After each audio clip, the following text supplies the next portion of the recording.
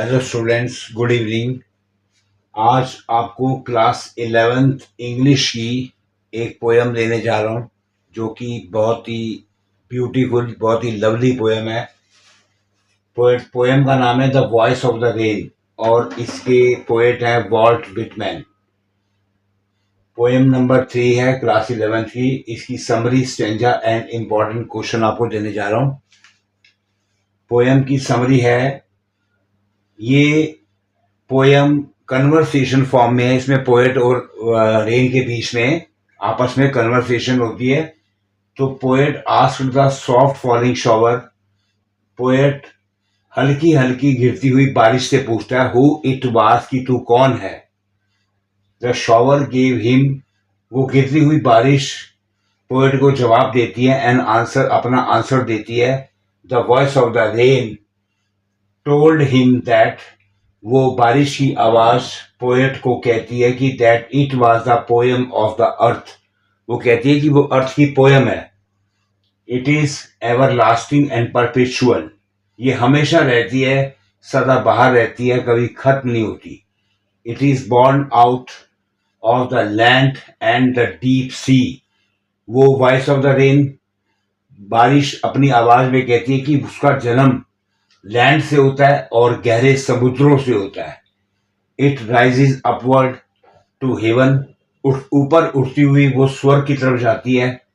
There it gets a different form, वहां जाकर वो अलग अलग फॉर्म, अलग अलग शेप में बदल जाती है। And is all together changed, और उसके बाद वो चेंज हो जाती है। येट इट रिमेन्स, फिर भी वो सेम रहती है। देन इट कम्स डाउन, उसके बाद वो लैंड और डीप सी से होकर जब ऊपर जाती है तो फिर वो अर्थ पर नीचे आती है to wash the dry tiny particles, वो छोटे छोटे सूखे हुए पार्टिकल्स को वॉश करती है। ये rain dust layers of the world की सारी डस्ट लेयर को ये वॉश कर देती है। The rain helps the seeds which lie hidden and unborn, ये रेन उन बीजों की भी हेल्प करती है जो अर्थ में कभी छिप गए थे या जो कभी पैदा ही नहीं हुए थे, उन्हें भी बाहर निकालती है। Under the layer of the earth to take a new life, earth के अंदर की लेयर को ये एक नया जीवन देती है। The process of rain is perpetual and goes on by day and night, और रेन का ये प्रोसेस परपिचुअल है और ये दिन रात चलता रहता है। Rain gives back life to its own source of beginning, जहां से ये रेन शुरू होती है लैंड से और डीप सी से, उसी को फिर से ये नया जीवन देती है। And makes it pure and beautiful, और उसे बहुत ही शुद्ध और सुंदर बना देती है। The rain sings song, rain गाना गाती है। This songs issue from its birth place, और ये गाना, ये सॉन्ग उसी के बर्थ प्लेस से ही शुरू होता है। इट कीप्स वंडरिंग, रेन इधर उधर भटकती रहती है, here and there, whether it is paid heed or not, चाहे कोई इसकी तरफ ध्यान दे या ना दे, ये अपना काम एवर लास्टिंग परपेचुअल कंटिन्यू करती रहती है। स्टेंजा आपके सामने, स्टेंजा की लाइन्स हैं। एंड हु आर्ट थाउ, तू कौन है। Said I to the soft falling shower, मैंने सॉफ्ट फॉलिंग शॉवर, वो मुलायम सी गिरती हुई बारिश से पूछा तू कौन है। विच स्ट्रेंज टू टेल, उसने बहुत स्ट्रेंज तरीके से मुझे जवाब दिया। गिव मी एन आंसर, मुझे अपना जवाब दिया। एज हेयर ट्रांसलेटेड, अपने जवाब को ट्रांसलेटेड करके जवाब दिया। आई एम द पोएम ऑफ अर्थ, मैं अर्थ की पोयम हूं। Sad the voice of the rain, rain ने अपनी आवाज में पोएट को जवाब दिया कि वो कौन है। वो अर्थ की बारिश है, अर्थ की आवाज है। अब इसका स्टैंजा का फर्स्ट क्वेश्चन है, the poet has a conversation with, यहाँ पोएट की कन्वर्सेशन किसके साथ हुई है। सॉफ्ट ब्लोइंग विंड के साथ, क्लाउड के साथ, या फॉलिंग रेन ड्रॉप्स के साथ, या रीडर के साथ। तो पोएट की यहाँ पे कन्वर्सेशन हुई है द फॉलिंग रेन ड्रॉप्स के साथ। नेक्स्ट क्वेश्चन है इसी स्टेंजा का, which poetic device use in the third line. Third line में ट्रांसलेट करके पोएट रेन अपना जवाब देती है। जवाब कैसा देती है? वॉइस ऑफ द रेन, अपनी आवाज इंसान की तरह पोएट को जवाब देती है। तो यहाँ पे जो पोएटिक डिवाइस यूज हुआ है वो है personification.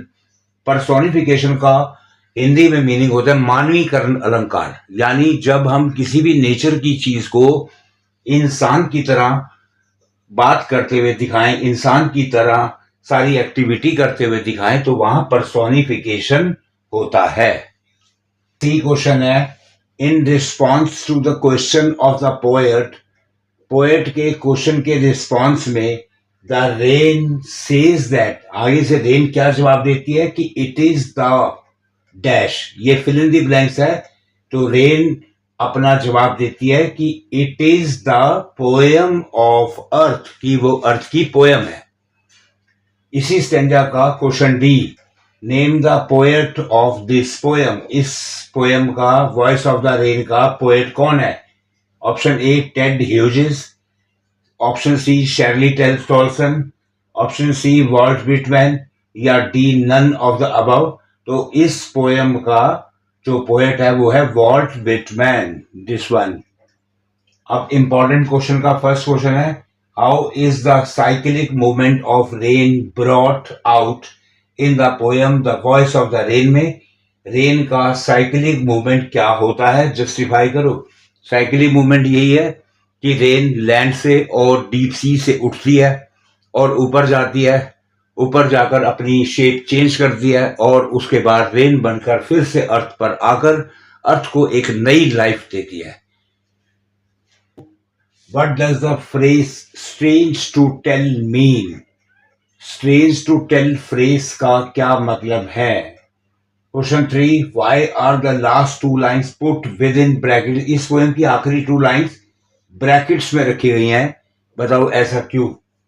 Question 4, the poem begins in a conversational tone, ये पोएम की शुरुआत कन्वर्सेशनल बातचीत की टोन में शुरू हुई है। Who are the two participants? 2 participants कौन है? एक तो पोएट है और दूसरा rain. What is the advantage of this method? इस मेथड का क्या फायदा है? Question 5, how does the rain justify its claim? बताओ रेन कैसे जस्टिफाई करती है अपने क्लेम को कि I am the poem of the अर्थ। वो इसलिए इसको क्लेम को जस्टिफाई करती है क्योंकि वो अर्थ से ही उसका ओरिजिन होता है, डीप सी से उसका ओरिजिन होता है, ऊपर जाकर बैक टू द अर्थ में आती है, फिर से न्यू लाइफ देती है, इसीलिए वो कहती है कि I am the poem of the earth. Question 6, why does the rain call itself as the song of the earth? बताओ पोएम रेन क्यों कहती है कि वो अर्थ का एक गीत है, अर्थ का एक सॉन्ग है? What surprises the poet in the beginning of the poem? इस पोएम की शुरुआत में पोएट को सरप्राइज क्यों होता है, क्या आश्चर्य होता है? उसे आश्चर्य होता है कि रेन उसकी क्वेरी का जवाब दे रही है। Question 8, what is referred to as the origin of the earth? Origin of the rain, rain के ओरिजिन के बारे में यहाँ क्या रेफर किया गया है कि रेन की शुरुआत कहां से होती है? द सी से एंड द अर्थ से। Question 9, what function does the rain perform on its journey back to earth? Earth पर जब रेन वापस आती है तो क्या फंक्शन करती है? वो पूरी अर्थ को ब्यूटीफुल बना देती है, पूरी ड्राई लैंड को एक बार फिर से हरा भरा कर देती है।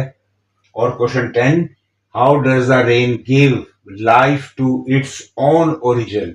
जिस ओरिजिन से, जिस अर्थ से, जिस डीप सी से वो निकलती है, उसे फिर से लाइफ देती है, अर्थ को पूरा ब्यूटीफुल बना देती है, और जो सीड्स अनबॉर्न रह गए थे, अर्थ पे हिडन रह गए थे, उन्हें भी नया लाइफ देती है। तो स्टूडेंट्स, आपने देखा क्लास 11th की इंग्लिश की poem number 3 the voice of the rain, Walt Whitman इसके पोएट हैं। ये कितनी सॉफ्ट, कितनी ब्यूटीफुल पोएम है, आप इसका आनंद लीजिए, इन्हें रिवाइज कीजिए, अच्छे से पढ़िए, बहुत ईजी है। 15 to 20 मिनट्स में आपको ये पोएम माइंड में सेट हो जाएगी। और आप हमारी बाकी वीडियोस और शॉर्ट्स देखते रहिए। आपको अच्छे लगे तो आप उन्हें लाइक कीजिए, शेयर कीजिए और सब्सक्राइब कीजिए। आपको इसी तरह के और भी चैप्टर्स समय समय पर मिलते रहेंगे। Thank you.